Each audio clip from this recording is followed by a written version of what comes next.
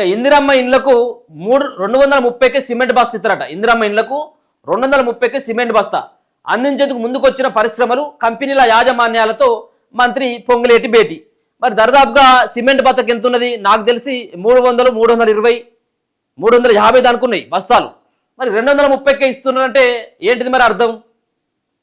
అర్థం?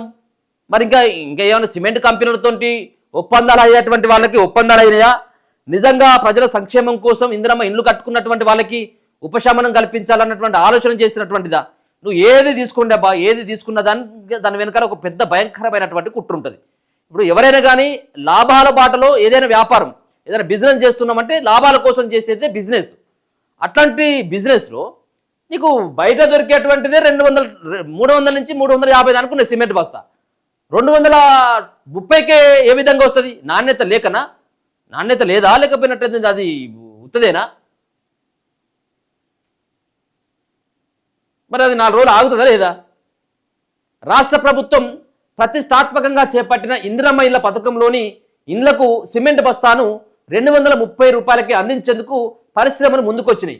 సచివాలయంలో మంత్రి పొంగులేటి శ్రీనివాసరెడ్డి ఇందిరమ్మ ఇళ్ల నిర్మాణాలకు అవసరమైన సిమెంట్ ధరల తగ్గింపుపై గృహ నిర్మాణ శాఖ సెక్రటరీ విపి గౌతమ్తో కలిసి సిమెంట్ పరిశ్రమల యాజమాన్యాలతో సమావేశమైంది.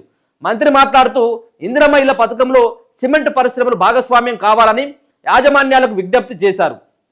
ప్రభుత్వం, పరిశ్రమలు, ప్రజలు కలిసి పనిచేస్తే గుడిసెలు లేని తెలంగాణను చేయాలన్న లక్ష్యాన్ని త్వరగతిన సాధించవచ్చని తెలిపారు. ఇందిరమ్మ ఇళ్ల నిర్మాణానికి ఒక ప్రజా ఉద్యమంగా మార్చేందుకు ప్రతి వర్గం సహకారం అందించాలని పిలుపునిచ్చారు.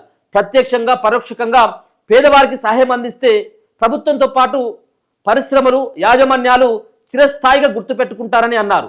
ప్రస్తుత మార్కెట్లో వివిధ కంపెనీల సిమెంట్ బస్తా ధర 250 నుంచి 290 రూపాయల వరకు ఉంటే మంత్రి విజ్ఞప్తితో ఒక్కో సిమెంట్ బస్తాను 230కి అందించేందుకు యాజమాన్యాలు అంగీకరించాయి. తక్కువ ధరకే సిమెంట్ అందించేందుకు కంపెనీలు ముందుకు రావడంతో మంత్రి పొంగులేటి వారికి కృతజ్ఞతలు తెలిపారు. దేశంలో ఏ రాష్ట్రంలో కూడా 100% సబ్సిడీతో 5 లక్షల ఆర్థిక సాయం అందిస్తూ ఇళ్ల నిర్మాణం చేపట్టడం లేదని, ఈ విషయంలో తెలంగాణ దేశానికి ఆదర్శంగా నిలుస్తుందన్నారు. కాగా హైదరాబాద్ మినహా రాష్ట్రంలో మొదటి విడత కింద 4.50 లక్షల ఇళ్లను మంజూరు చేయగా వాటిలో 85% ఇళ్లు స్లాపులు పూర్తయ్యాయని, మిగిలిన 15% ఇళ్లు వివిధ నిర్మాణ దశల్లో వేగంగా కొనసాగుతున్నట్లు మంత్రి పేర్కొనడం జరిగింది. సరే, ఓకే, బాగానే ఉంది. నీతోంటి సరే నీకున్నటువంటి డీలో లేకపోయినట్టయితే ఉంటే నీ మీద ఉన్నటువంటి అభిమానంతో 290 నుంచి నువ్వే అన్నావు 300 రూపాయలు ఉన్నటువంటి సిమెంట్ బస్తా మా కోసం, మా ప్రభుత్వం కోసం నా విజ్ఞప్తి మేరకు 230 రూపాయలకు ఇస్తుందని. ఏ కంపెనీ అది? ఒకసారి కంపెనీ పేరు చెప్పినట్టయితే వాళ్ళకి సంబంధించినటువంటి డీటెయిల్స్ తీస్తే ఆ కంపెనీ భాగవతం అంతా బయటకు వస్తుంది కదా. ఏ స్టార్ రేటింగ్ ఉన్నది వీళ్ళకి, అసలు ఆ సిమెంట్ బస్తా పేరు కనీసం ఎవరికైనా ఎరికేనా? ఇప్పుడు మనకు కొన్ని సిమెంట్లు ఏంటిది అంబుజా సిమెంట్ ఉంటుంది. అంబుజా సిమెంట్లో ఏమైనా వచ్చిందా వాళ్ళు నీ దగ్గరికి? మరి ఇంకా చాలా ఉంటాయి కదా, నాకు పేరు కూడా తెలియదు. ఇంకా ఉంటాయి కదా, ఏందో ఒకసారి చెప్పండి.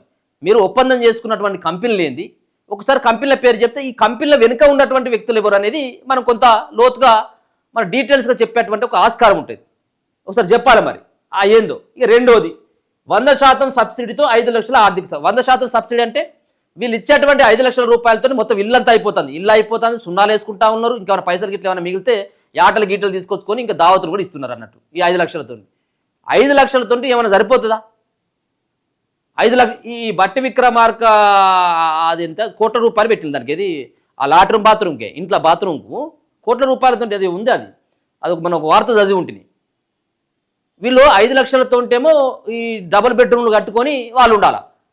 మీరు చూడండి, మొదటి విడత కింద ఇప్పటికే 5.4 అంటే దాదాపు 4.5 లక్షల ఇండ్లు కట్టినని.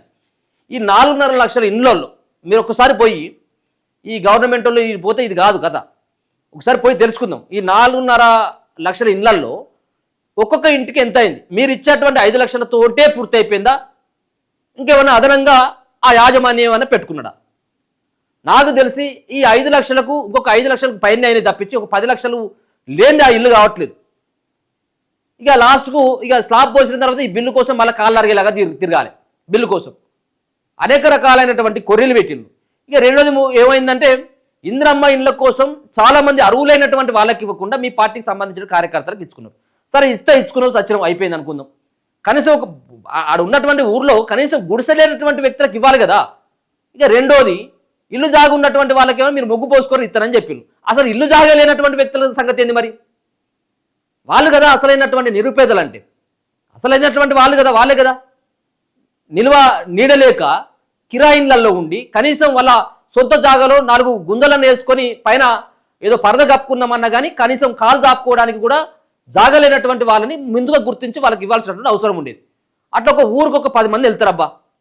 అసలు సెంటు భూమి కూడా లేనటువంటి వాళ్ళు గుడిసె కూడా వేసుకుందామంటే వాళ్ళకి కనీసం కూడా ఒక సెంటు జాగా లేనటువంటి వాళ్ళు, ఇక వాళ్ళు కూడా ఉన్నదని వాళ్ళని వదిలేసింది, కథ అయిపోయింది. ఇంకా వీళ్ళకి ఇచ్చుకున్నది అయిపోయింది. సరే ఏదేమైనప్పుడు నువ్వు ఇచ్చినవా వచ్చినవా సర్వత విషయం.